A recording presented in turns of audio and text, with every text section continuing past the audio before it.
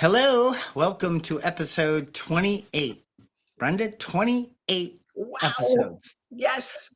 That is amazing. And that's great. Today's episode is Are you listening? Can you hear me?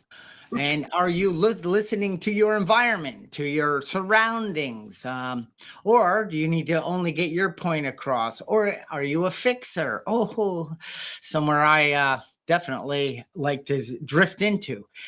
So, hi, my name is Charlie Collins. In this episode today, we will focus on listening. And I am the co founder of the Thriving Blind Academy. I am a speaker, I am an author, and a coach. And as I say, I'm very grateful to be here with you today. Good morning, Charlie. It's good to see you. Hi, everybody. My name is Brenda. I'm the founder of Time for a 10. We are an emotional awareness, emotional intelligence coaching service. We teach people how to challenge their conditioned thinking and their belief system by inventorying their disturbances, because that's the way to get to the root of what's really going on in your 0 to 7 years of programming. That is your subconscious brain. And that allows you to have more freedom and more control over your environment and the ability to listen, actively listen. So I'm excited to be here and talk about this today. Yeah, we're always excited to do this. We are. I love doing this. I like the pre-talk leading up that we do before we hit the go live button. And then we go, oh gosh, we're going off course. Let's get back on course. Here we go. And that is, you said that we help you and listen to you to help you see more clearly of conditioned thinking that could be running your life, that you don't see it. You don't know that it is it. Is it that I'm a loser, that I'm stupid, I'm a bad person? No, it's called conditioned. It's called programming. It's you know this very well, Brenda, from knowing how to code and write a program. You write a string of things that when you hit go, it's absolutely going to do the same thing over and over. Talk about computers, talk about live streaming. You know, when I hit go, it better be doing what it's all supposed to, because there's an actual program telling it what to do. And that was how my life had become. I became a program. So listening was not a talent of mine. Fixing and getting to the point, I'm still a little like that, if I'm honest, but and just saying whatever was a program that I had formed, whether it started at, as a 0 to 7 years old, and nobody, first of all, I had nothing to share for many years of my life. So I didn't offer anything. I didn't answer questions in school. I didn't raise my hand and ask questions. Even if I knew the answer, I was afraid to answer it, because what happens if it was just a little bit wrong? I would look dumb. So I didn't have anything to share. So I didn't really know about this whole skill, the art of listening, because those, I believe, in my experience and growing in life, is that those who took the time to truly listen to me were those that could help me the most move from my programming and thankful neuroplasticity be able to form new thinking and listening skills. Awesome, Charlie. I love that intro about listening.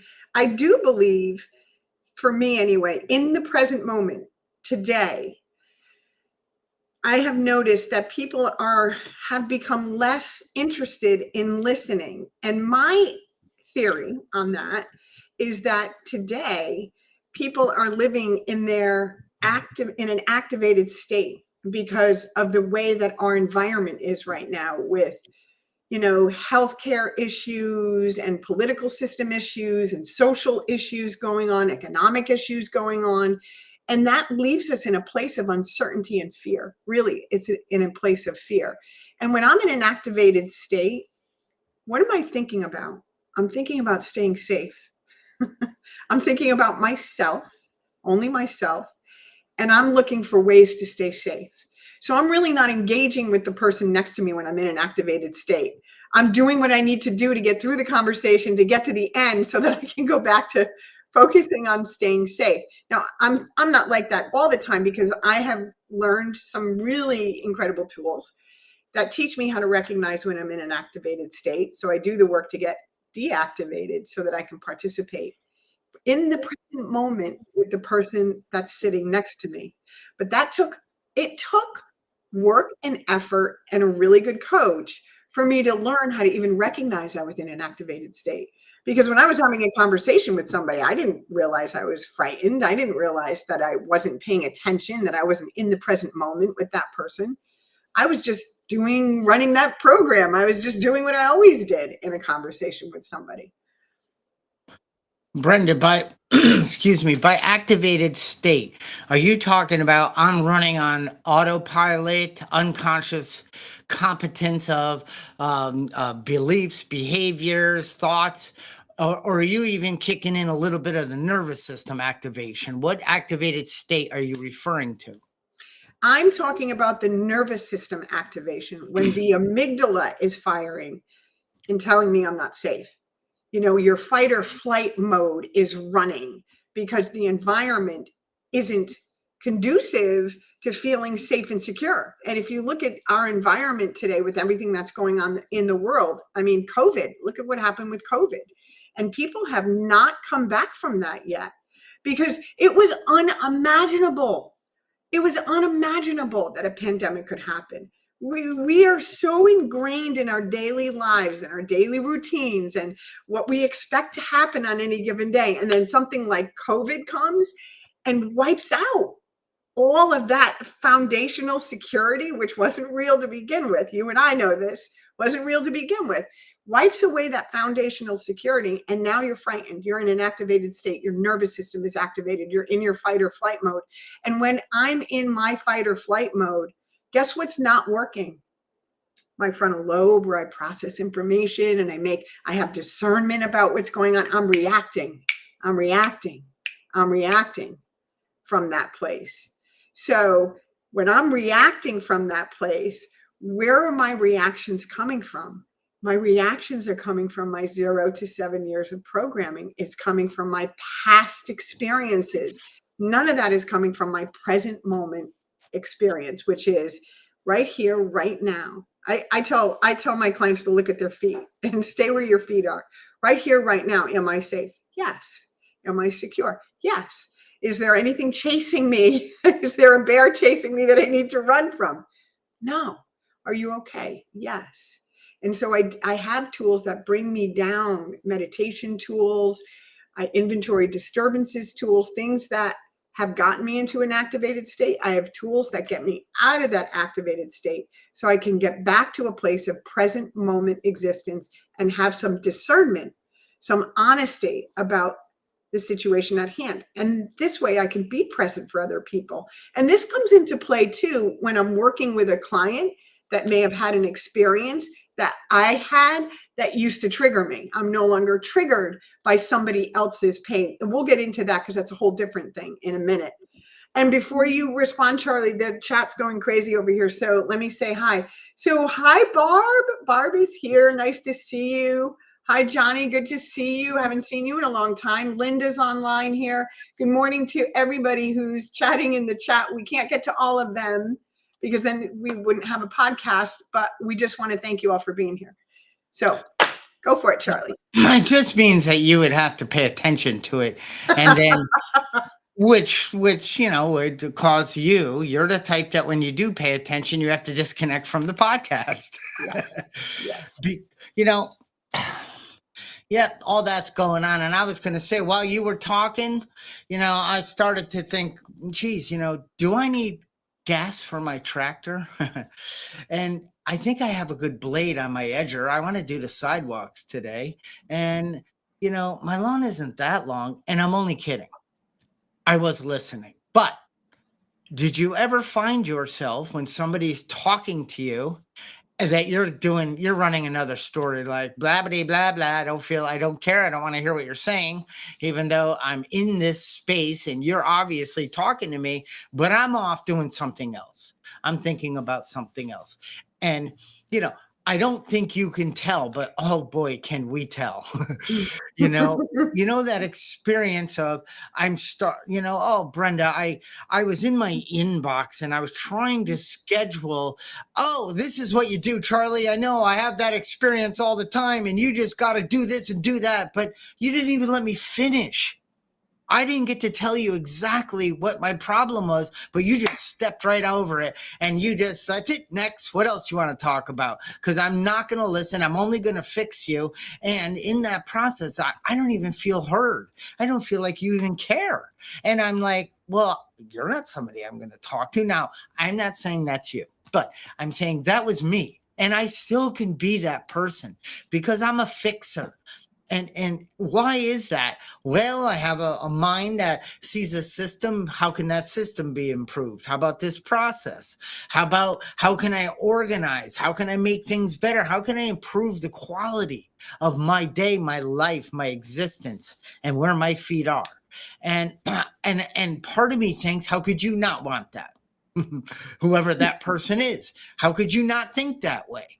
And I remember when somebody told me that there isn't, we're all unique. Each person maybe has a different way of combining thoughts, coming up with solutions. I'm like, what?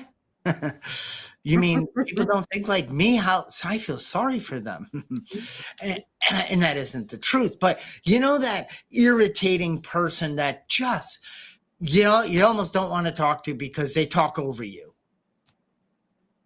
So it's so funny, Charlie. So for those of you on the chat that don't know, there's a great YouTube channel called @Time for a 10. So an @ Time for a 10, and we do free videos. And there's 2 videos out there exactly on this topic. We talked about boundaries last week. So for the person, there it is. That's our website. You can book a coaching session, and then there's our YouTube channel. So for people that talk on and on, I did a video on this because my phone rang and I saw who was calling and I didn't answer it. I was like, oh, I'm not answering that. It's going to be an hour-long conversation. And I didn't want to have an hour-long conversation. So instead of answering the phone and setting a boundary during the conversation saying, I only have 15 minutes, or setting a boundary during the conversation to have my needs met during the conversation, I chose not to answer the call, which is running from the problem, right? So that's about setting boundaries. When someone is going on and on and on, and we kind of zone out because we don't want to listen, you can set a boundary with that person there. You could redirect the conversation. We don't like to do that because we're afraid of what other people are going to think of us, or what if they get upset. Well, you're not responsible for their feelings. You're responsible for yours. And the other thing that you're talking about, the fixing and the, wanting to get to the solution, what I discovered was that was me not being able to be comfortable experiencing what they are experiencing. I don't want to feel their pain. I don't want to feel their frustration. I don't want to feel their problem. It's not my problem. That's my own selfishness and my unwillingness to be of service, because I'm not getting anything out of this conversation. But this person needs me to hold space for them as they describe what their issue is that they're coming to you for help with. Do you know what I mean? And you can, even in those circumstances, you can still set boundaries around the conversation. You don't have to allow somebody else to take you hostage, and not letting them fix it. Not letting them fix it empowers them to fix it on their own. You can share your experience, strength, and hope, and that's what we do, but we don't give them the answer. When I'm coaching somebody, I never give them the answer. I walk them through a series of open, honest questions that actually lead them to challenge their thinking, so they see it differently. And we learned that in the process that we went through, that when we introduce a disturbance by asking honest, open questions, they can figure it out on their own. Right? Because I don't want someone relying on me for answers. That's the wrong place to go for answers. You already have them inside of you. So we show them how to access those answers. My turn. Hi, Carrie. Good morning, Carrie. Yeah, and one of the selfishness, self-centeredness, that we think is the root of our troubles, driven by 100 forms of fear. I know not one person listening or people I interact with, not one person wakes up and says, I am looking forward to be driven by fear today, only thinking of me, my needs, and taking actions to feel better all day. I know that nobody says that, but we can become that over time, and it becomes a program like, uh-oh, like you said, I'm in fight, flight, or fear, and which triggers me to put up a wall, to not hear you and not offer information. Are we a producer of harmony or confusion? There's people that try to talk, and I'll try to help them to form or get around what they truly want to get into. And here's something. I learned in a conference once, the they were doing a skit on the stage about, the person would share something and the person would say, yeah, I know, I've had that experience, this is what I did. And never even like talked or felt any empathy or compassion, just was ready to move on or just kind of talk down to the person. And then this leader said, how about asking the person, okay, you want to go over something, you want to talk about your day, or you want to talk about something. Is this something you just want me to listen to? Is this something you want, if I could offer some experience or advice, is that something you want? Or do you want to form a solution to fix this, or how to approach that boss that sent you that email? Is that how you want this? And the person could say, I only want you to listen. Okay. How long is that going to be? No, I'm only kidding. And then, and that's hardest for me because I want to be a part of the solution. And I got to remember that when I'm in a discussion with someone, like they might not want to hear anything. They just need to process, like you said earlier. It's like we talk about things, and I'm looking at it, and I'm starting to see it more clearly because I'm verbalizing it. Writing helps, typing maybe helps, but getting to somebody that isn't going to just jump on and try to fix it, offer their opinion and their advice. And you got to be careful who you talk to too. Do you really want advice from a person, a certain type of person? Is that person living the quality of life? Do you look up to them? Do you want, and I don't mean it like materialistic, do you want what they have? I don't mean it that way. I mean the way they process, the way they're at peace, the way they just look content.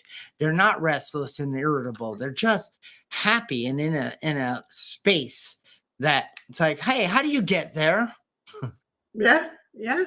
I was talking about the that video that we did called Feelings Fix It, Feelings Fix It. And I had this experience with my daughter, right? So, and she was an adolescent and she was all overwhelmed with something. And I would offer her a solution, offer solution, offer solution. And every time I offered her a solution, she would say, oh, no, that's not going to work. That's not going to work. Have you had people like that? That won't work for me. That won't work for me. And so in one of my classes, the professor brought up this exact same example. And what he explained was people like that, right? That you keep giving them solutions and they completely reject them. They're not looking for you to really help them. They want you to feel exactly what they're feeling. So they create a hopeless, helpless situation with you in that conversation in order to get you to feel what they're feeling. And the remedy to that is, and that's the person you're talking about that really doesn't want help in that moment or advice in that moment, which I don't give advice, but what they're looking for is for you to identify with their pain. And we can do that by asking them, well, what does that look like for you? How does that feel for you? What kinds of things happen in your body? How do you react when you're feeling that way? Like you peel the onion with them and get them to disclose what's really going on internally in that situation. And that's how they feel validated. And now they start to become, because now they're getting out of their activated state, they start to become a little more open-minded because they're becoming less activated just by moving that energy out. And you're right, that energy can be moved out by writing it, by sharing it with another person, without just having someone hold space for you to just get it out. You know what I mean? There's some activity here, Charlie. Give me a second. Okay. People aren't feeling safe. Yeah, it's difficult. This whole not feeling safe right now in the environment that we're in is really challenging. So get a coach. We'll help you through that. So, excuse me, what happens? How do you react when you believe that thought? That's what you're saying. And it's like, and who would you be without the thought? Wait a Great minute. question. Yeah. And you look at that and it's like, how do I react? What happens when I believe that thought? I get tense. I get tight. I start to put the walls around my thinking, and I start thinking about me. I get angry. And it's like, well, who would I be without that thought? Well, that's not fair. Don't ask me that question. I need to have this thought. I need to noodle with it, and I need to get upset with it, and that's really how simple it can be, but it takes some time. Let me just say, you talk about environment. So, the people when you're talking to them and they glance at their phone. Yes. No, that's a no-no. Yes. And that one, I won't even tolerate that. Like you just told me you are not important to me. I don't care what you have to say. This notification is more important to me. Now, do they know that? Or is their phone that, which I also sometimes call the idiot box, is that thing become their higher power? Yeah. Because it zippity zaps, and it's like it severs anything in their brain, and that they have to go look at it. And most people that I notice, it's in their hand all the time. So it's like, glance at it, glance at it, glance at it. It's like, I won't tell you what, I'll smack it out of the hand, but but I'm also legally blind, so I might not see it, but you're not getting away with it. Because I can tell, that, Brenda, it's so rude, because the person sharing just feels like, God, I was starting to get honest. I thought I was, and this person cares more about Johnny, who just, ate a burger in Colorado, like, who gives a crap? And that's also what's going on. Before I go to the next one, I will stop there. So let's talk about that for a minute. Because what you just described is, for me, it's clear as day, is addiction. It's addiction. So we can talk about the blue light in the phone. That's addictive. It's designed to be addictive. We can talk about all the ways that device has been designed to be addictive. Forget about the social media programs that are running on it that are designed to be addictive. It's addictive. Mm-hmm. So every time you glance at that phone, someone's trying to reach you, someone sent me a text, dopamine. You see something on social media you like, dopamine hit, dopamine hit, dopamine hit, dopamine hit, all day long. It's not about us. You're not even a blip on the radar when it comes to people and their phone addictions. Right. There's nothing, like, I'll take my phone when I come home from work and I'll put it by my computer and I will go do what I need to do, and I'll check it a couple hours later. Like, I have learned to do that because it doesn't matter. Whatever's coming in on the phone can wait. It's not that important to me anymore. But I had to become aware that my phone was a device that was designed to be addictive, for me to understand that it's up to me to change my behavior with the phone, because I wasn't thinking about other people when I would look at the phone. I wasn't. You wouldn't be a blip on my radar. Do you see what I mean? So what do you think about that? Is it personal? My daughters would text me, and then like 8 seconds later, my phone or something might ring. Dad, you didn't answer my text. What? And I get that your world is instant snapping, chatting, and all that garbage. I mean, the wonderful stuff. I said, but 24 hours. If you text me, I have 24 hours to respond. If you don't like that, don't text me. Yeah, that's my boundary, period. Yeah. And or write me a letter, and then I'll write back. and that'll take more time. But if you need to know something, of course, if there's there's harm, or you had an accident or some reason you have a flat you need, then I will respond quicker. But other than that, nope. I don't even look that often.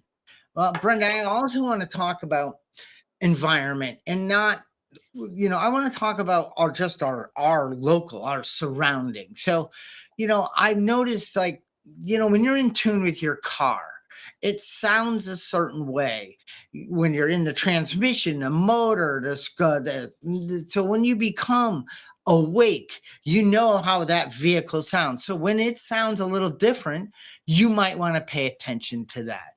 Another area is my body. Now, we talk a lot about, can you think greater than you feel? Because if we're driven by thinking only from our feelings, we're in trouble. But is my body, is there a part of me that's telling me I need to pay attention to that? And have I ignored things like that which have gotten me in more trouble or more pain? Yes. So now I do my best to pay attention to my body. And it's in, like, my tractor, Mhm. it's 24 years old and it runs like a brand new tractor. But I know if it makes a new noise or something doesn't sound right, I pay attention. And because I rely on this listening skill. It's an absolute. If you ever go out to your garbage can or something in the dark, I go to do something and I hear in the woods. I don't see it. I don't want to. I'm not going to do that right now. Most people will pay attention to that type of thing. I'm talking about the smaller, more. You know how many people I've worked with? It's like, oh, I didn't even know. I'm like, but is that true? Well, yeah, I guess I did notice it was making a funny noise, Yeah. or I was feeling a pain in my hip, but I chose to ignore it. Yeah. And the consequences are much graver than taking responsibility. Yeah. They are. You're talking about rigorous honesty and being present with yourself. Being present with yourself. That's a learned skill these days. It's a learned skill. There's a good question, Charlie, here in the chat. So, what if the person, Carrie says, but what if the person said, excuse me, I do need to check this message? How would you feel about that? If somebody in a conversation with you said, excuse me, I need to check this message. I would ask, is that true? Is that true? I Because would ask that. Then I might ask, how do you react? What happens when you believe you need to check that? And then I might ask, and who would you be without that need to have to check that? And what does that mean? Like, oh, I get it. Maybe one of your children's on the operating table.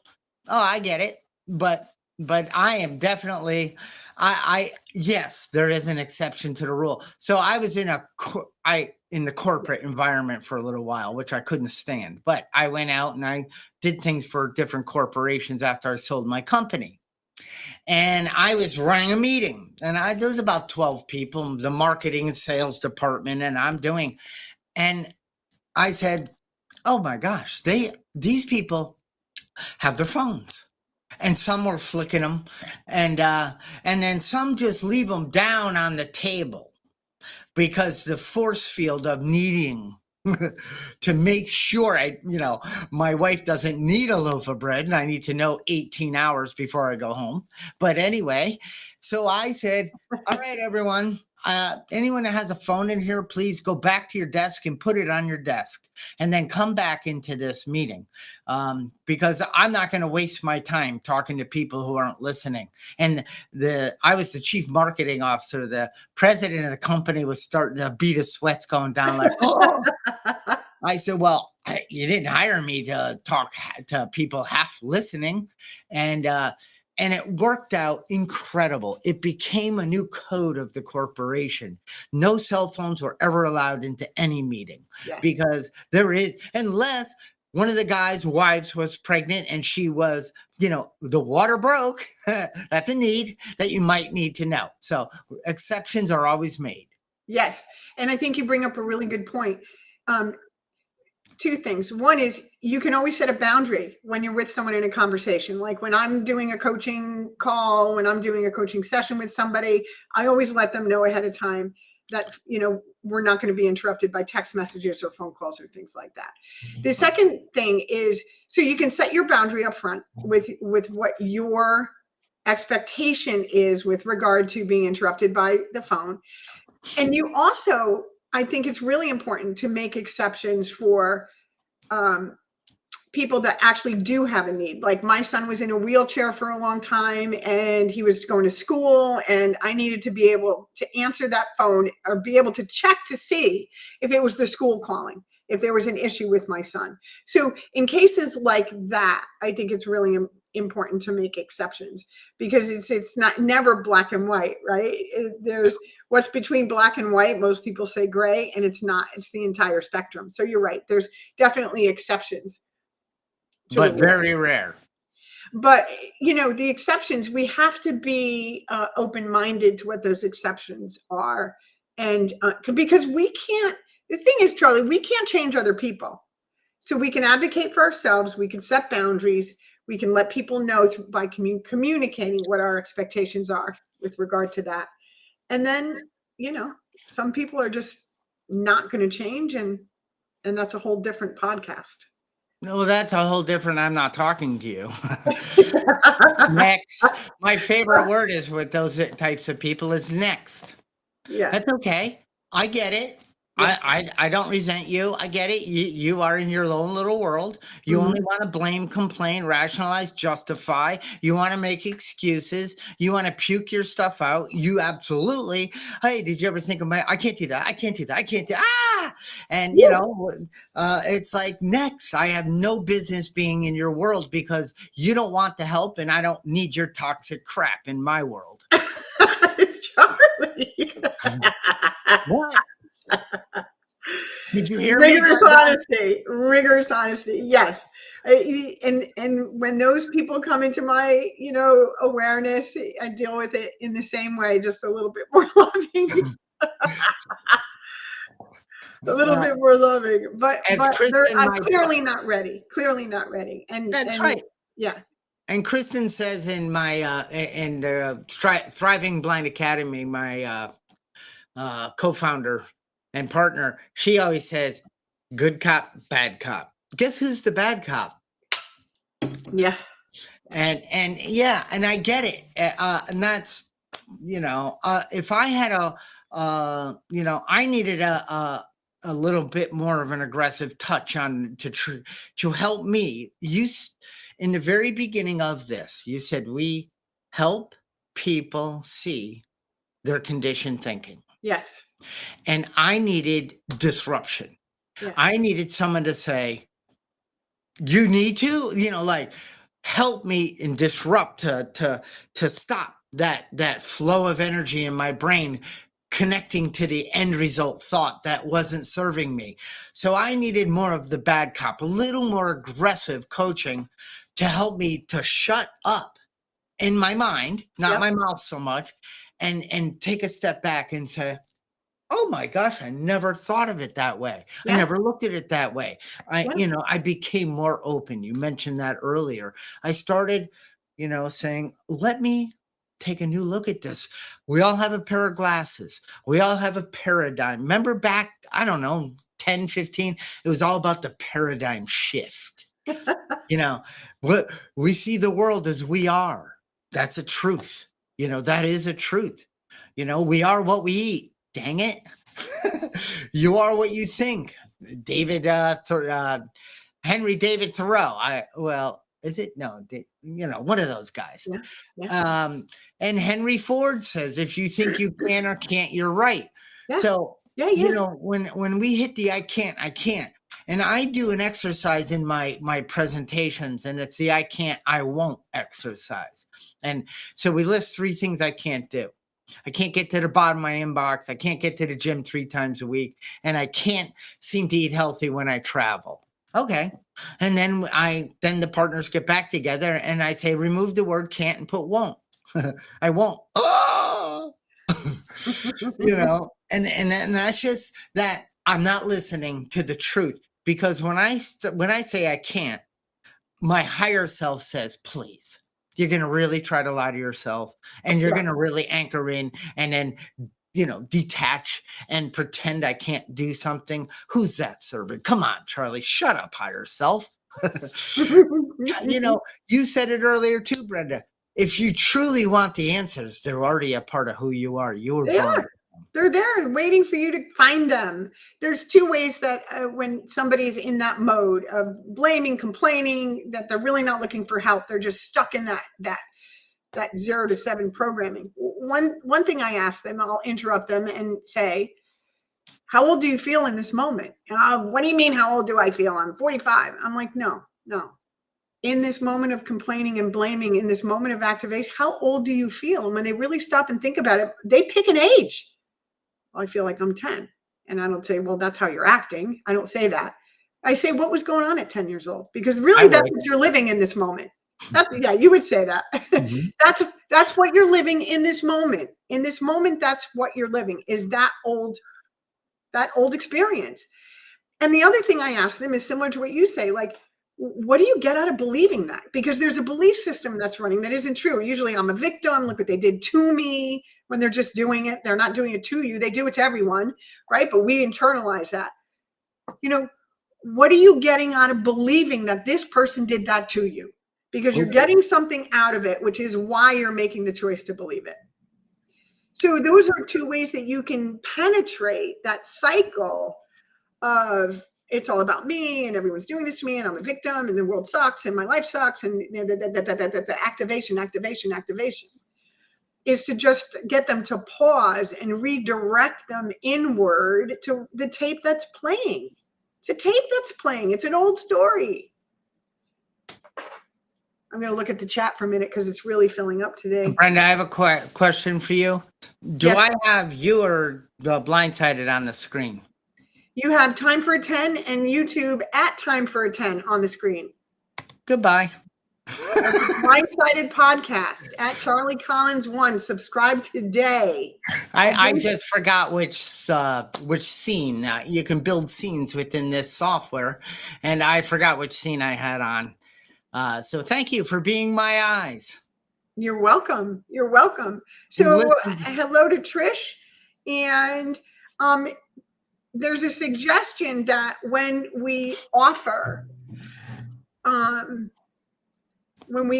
clients suggestions on how to be more attentive or disattentive to their phone, right? When asking them not to pay attention, that we just make sure we tell them it's our opinion, that we're not telling people how it should be done, that we're making suggestions to better the experience for you and the person that you're engaging with at the time. Not a bad suggestion. Yeah. Oh, Brenda, it's kind of like I'm standing, I'm at 15,000 feet. The door of the plane is open and the person next to me suggests I put the parachute on before I jump. It's a good suggestion. Yeah, now. But, but I agree. I mean, that's what we're talking about. We're talking about, especially when it comes to the phone, because there's a whole array of circumstances when it comes to this technology. Some people need it. Some people are addicted to it. Some people have to check it because they have circumstances. But when we're talking about things like this, it is important to say, this is my opinion. This is how, right? This is how I prefer that when we're working together, I got this string hanging out of my shirt. I prefer that when we're working together, that these are the boundaries I'd like to have respected. Absolutely. Absolutely. You set your boundaries up front. And then you know what? That's how, when you are honest with people up front, then you don't have resentments about how they behaved after. Unless they completely violate your boundaries. And that's a whole nother conversation. We did a boundaries podcast. Go listen to it. But setting the boundary up front about what your expectation with them, engaging with their phone while they're working with you, is important. I agree with that. Yeah. Yeah, absolutely. And it's basically the four agreements. You make an agreement, Yep. and you honor each other's space in that agreement, and Yes. it always works out better. And if you have a different agenda, or you have expectations of others, or resentments on layaway, if I expect you to be someone you're not, or behave in a certain manner because that I like it that way, but I don't set a boundary, I'm not clear, and I don't put up an agreement, you know, or a contract between us. I don't mean it that crazy, but that's what Absolutely. that's what works. I had a neighbor, a young boy that had some issues. He had a low self esteem. He had a mouth on him, like he wanted to be heard. It was obvious he was not being heard at home. He was not being listened to. He was being talked down to. So when he was in my home, he had some issues. Now, I'm not here to discipline, but every time I could hear the kids in a room, and somebody would say, "Oh, one time I was riding my bike and I did a long skid and it was so cool." "Oh, yeah? Well, I have fatter tires and I was doing it once at 35 miles an hour and I did a longer skid than you." Okay. Nobody cares, but thank you. And every time he had to overdo it, he had to trump it, he had to have a better story because, I felt so sorry for him. I didn't feel so sorry. I really wanted to go wring his parents' necks, but I knew it wasn't him. It was him trying to fit in and hey guys, I'm somebody. Please like me. My skid was a foot longer than your skid. I'm somebody. It's like, ouch. And I just want to say on this phone topic, if you think there's an issue, or you find you're not listening to your children, your spouse, because in the back of your mind, that little iBox is calling at you, remove all social media for 30 days. Take all the apps off your phone and disconnect from it for 30 days. If that's a problem, one of our upcoming podcasts called Addiction will talk about that. Yes. I now that's easy for me. I would be please challenge me to that. I'll remove it all. I don't have it on my phone to begin with. So someone recently texted and said, "Hey, go to Instagram," and I get irritated when someone calls Instagram Insta. So anyway, they told me to go there and watch this and click on this and that. And I texted back. I said, "You texted me. My phone is used for making phone calls and texting. I do not use it as a computer. Thank you." And they said, "Okay, we will remove you from our list." Even better. Yep. Yep. My son has really strict boundaries like that when it comes to phones. He doesn't even want to be involved in group texts, and I can't say I blame him. It's his personal preference. He, like you, uses that for business and for important phone calls and the occasional text message, but he doesn't like to communicate that way. He's an in-person kind of person. Call me. Call me. I love that personally. Call me.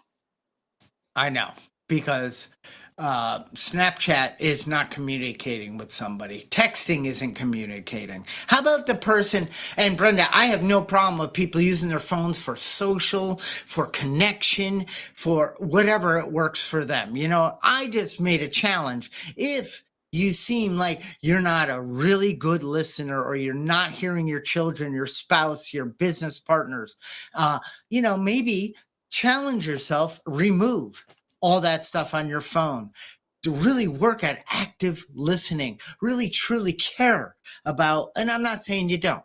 So this isn't about pointing fingers, or, if somebody ever came at me and said, "You're stupid because you don't know how to listen," I wouldn't have wanted help. But hey, you want to get more value out of connecting with people, a deeper connection, and this caring and stuff I didn't experience much.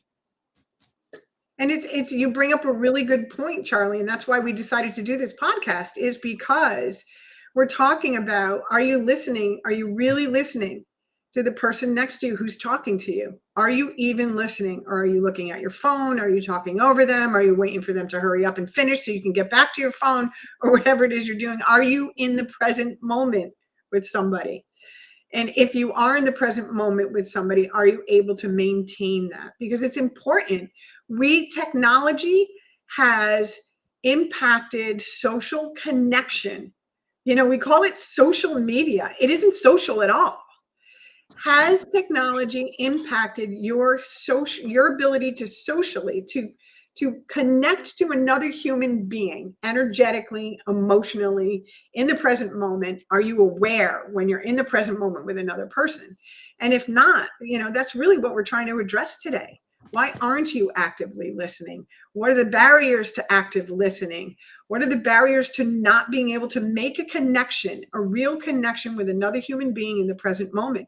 And one of the biggest barriers to that is the social media and phone addiction. Dead on. And we talked about the dopamine hits.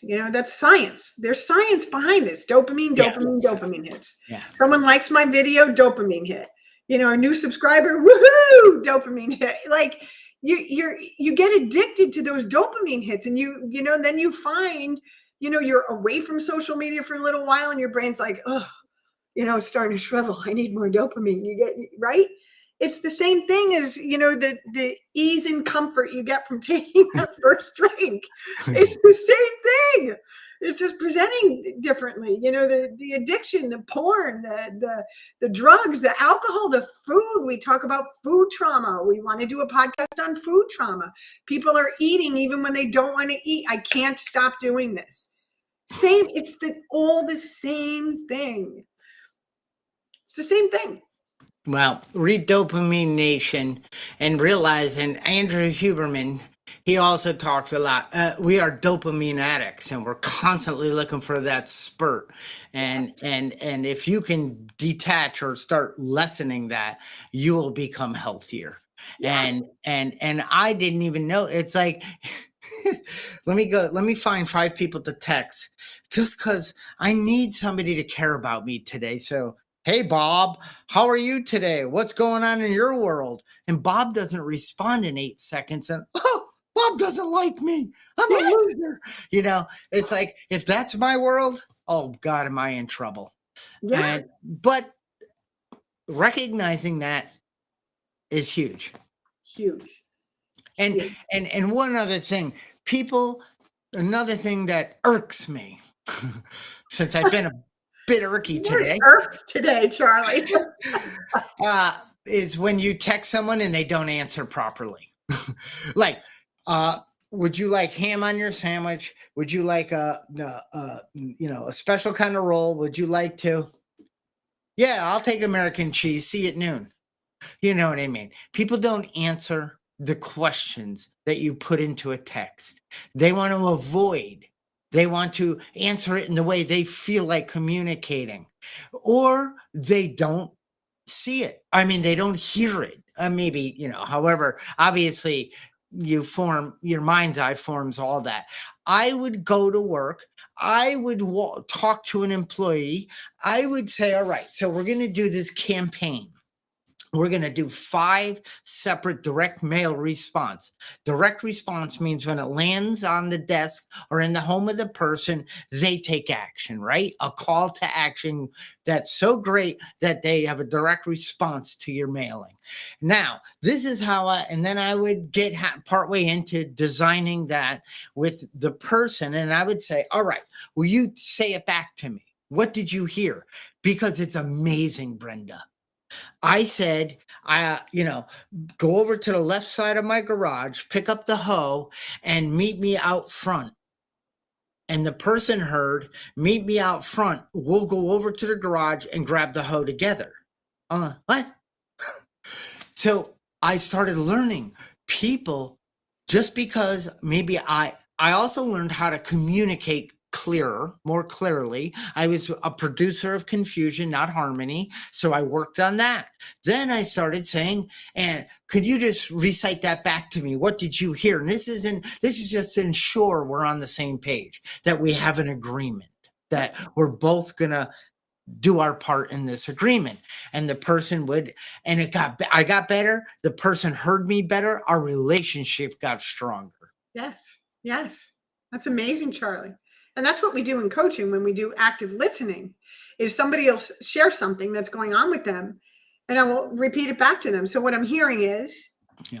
and then the person feels heard, they feel validated, and then they have an opportunity to correct me if I have not understood what they're trying to communicate. Yeah. Yeah. Yeah. My needs are just as important as your needs. And mirroring is a wonderful thing to do. I mean, in Yeah. sales, this is a massive amount of training that we go through and that I've trained a lot. It's, you know, how to speak to the conversation going on in the mind of your client, your prospect, and how to convert that conversation to a sale. Whoops. Yeah. All right. Well, I think we're about at time here. What do you think? We are. What a great podcast, Charlie. Got a little worked up today. It was great. Well, you know what, Brenda? That's because I was listening. So I'm going to throw out a couple of chats before we go. So Trish says, we are the barriers and we are the solution. Dead on, Trish. And she also loved your Henry Ford quote. That is a great quote. And I've heard it before from you. Whether you think you can or you think you can't, you're right. It's a great way to end the podcast.